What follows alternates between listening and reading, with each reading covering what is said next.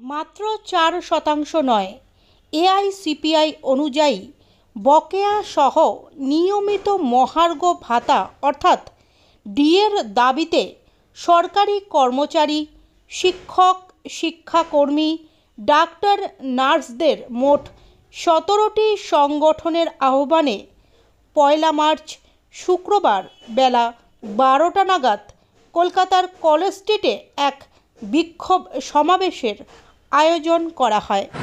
আজকের এই যে অবস্থান বিক্ষোভ কর্মসূচি গ্রহণ করেছেন, আমি তাদের পূর্ণ নৈতিক সমর্থন জানাবার জন্যে এখানে এসেছি।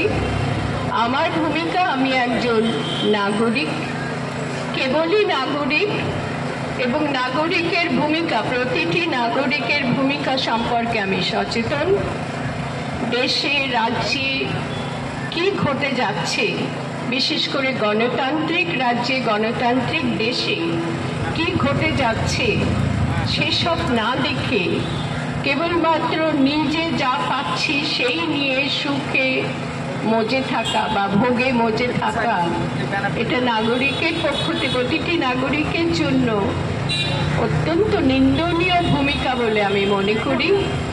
এবং সেই দায়বদ্ধতা থেকেই আমি বিভিন্ন এই ধরনের অনুষ্ঠানে যাই, আজও এসেছি।